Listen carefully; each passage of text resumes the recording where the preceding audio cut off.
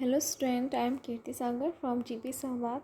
हम पढ़ रहे हैं आपका सब्जेक्ट सर्विंग फर्स्ट और ये हमारा चैप्टर नंबर 1 है और इसका टॉपिक है सेकंड। इंट्रोडक्शन ऑफ सर्विंग हम पहले पढ़ चुके हैं, तो इसकी आगे की श्रृंखला में ये नया लेक्चर है। इसमें आता है आपका कि बेसिक्स ऑफ प्रिंसिपल्स सर्विंग या बेसिक प्रिंसिपल्स ऑफ सर्विंग।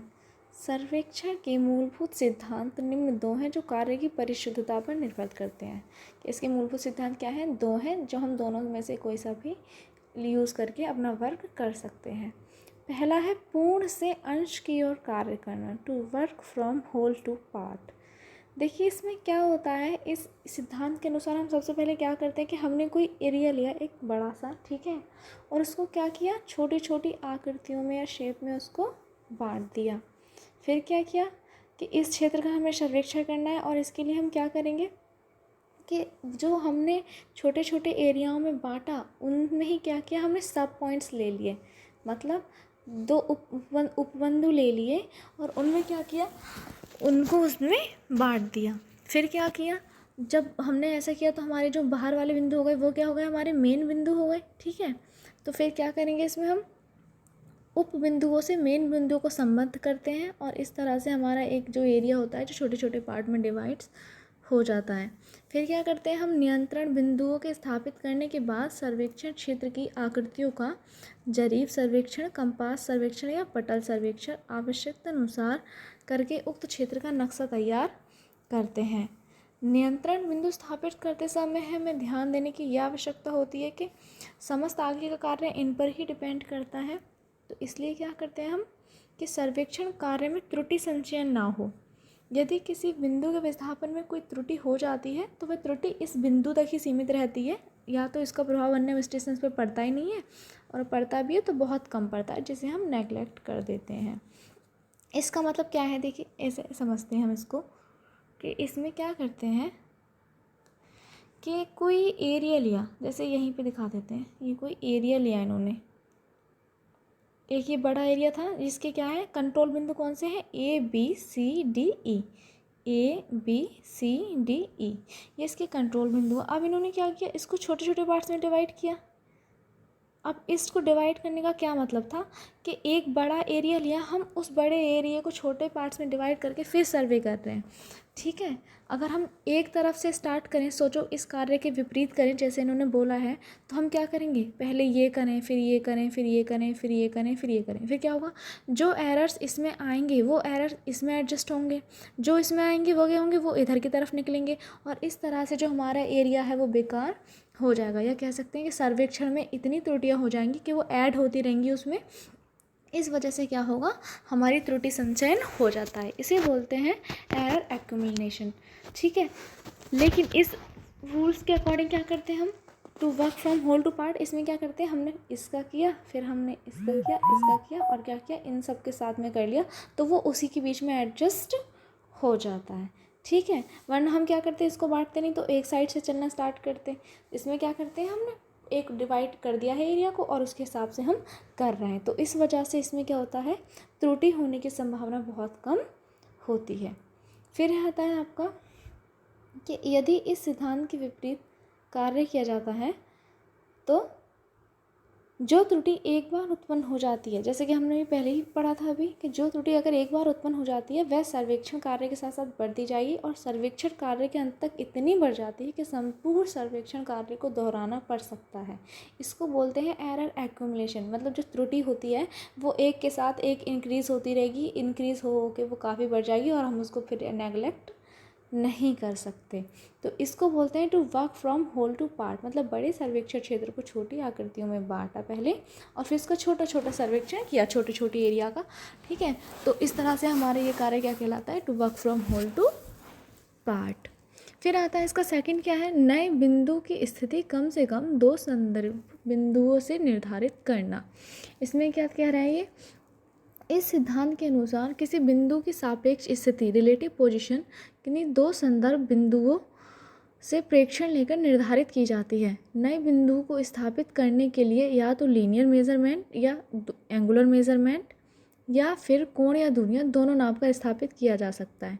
तो ये कैसे करते हैं, देखिए हम कि इसका एक यह देखिए चित्र अनुसार क्या कह रहे हैं, भूमि पर दो बिंदु ए और बी हैं, ये आपको दिख रहे हैं ना, ये आपको दिख रहा है ना, ए और बी है के संदर्भ में किसी नए बिंदु सी को स्थापित करना है। अब इसे कौन कौन सी विधियों से हम स्थापित कर सकते हैं। फर्स्टली है आपका बिंदु सी से ए बी रेखा पर सी डी लंब डालकर अब ए बी ए डी तथा बी डी तथा सी डी दूरियाँ नापकर बिंदु सी की स्थिति निर्धारित की जा सकती है। मतलब ये क्या बोल रहे हैं कि ये जो इन्होंने लाइन ली, ये भी यहाँ पे क्या है, सी पॉइंट से लंब डाल दो, ठीक है, तो वो क्या आ जाएगा आपका, डी आ जाएगा। और फिर ये वाली डिस्टेंस आप मेज़र कर लो तो आपको क्या है, लीनियर मिल जाएगी। L1 ये हो जाएगी आपकी और ये L2 आपकी ये हो जाएगी, ठीक है। तो ये आपका क्या हो जाएगा, फर्स्ट तरह से आप इस तरह से भी सी की स्थिति निकाल सकते हैं।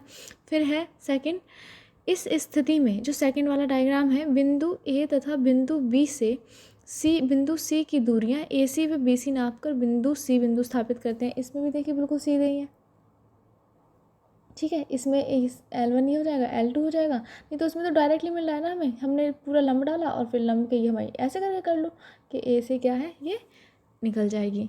फिर आता है थर्ड में है आपका, इस स्थिति में बिंदु बी से कोण ए बी सी तथा दूरी बी सी नाप कर भी बिंदु सी की स्थिति निर्धारित की जा सकती है। मतलब ये क्या है, कोण नाप लो ये वाला ये, और आपको ए बी डिस्टेंस पता होनी चाहिए, तो इससे सी की डिस्टेंस निकल जाएगी।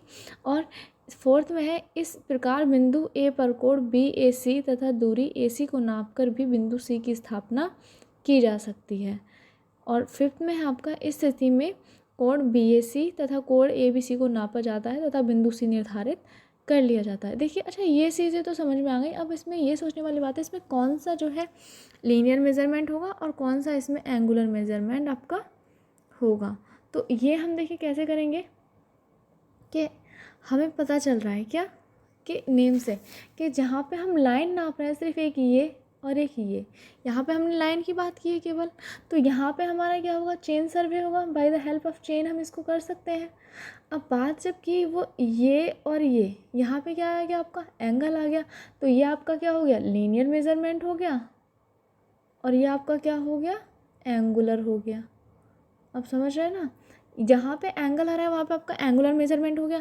अब क्योंकि जो लीनियर मेजरमेंट है उसे आप by the help of chain भी कर सकते हैं, और जो एंगुलर मेजरमेंट है उसे by the help of compass या थियोडोलाइट भी कर सकते हैं, ठीक है। तो ये आपका क्या था, मेन ऑब्जेक्टिव ऑफ सर्विंग, कि सर्विंग के जो ऑब्जेक्टिव्स होते हैं हम उनको कैसे सर्विंग को कर सकते हैं, या हमारे सिद्धांत क्या है काम करने के। एक चीज़ अच्छा मैं और बताना चाहती हूँ, चेन सर्वे जो आपका होता है, आप जानते हैं कि वो केवल लीनियर मेजरमेंट करता है। लीनियर मेजरमेंट मतलब सिर्फ दूरी नापती है चेन, और वो कुछ नहीं करती, ठीक है। तो उससे वो क्या होती है आपकी चेन सर्वे। और कंपास सर्वे क्या होती है आपकी, वो आपकी हॉरिजॉन्टल एंगल मापता है। कंपास सर्वे क्या होता है आपका, हॉरिजॉन्टल। जैसे अगर एक बिंदु ये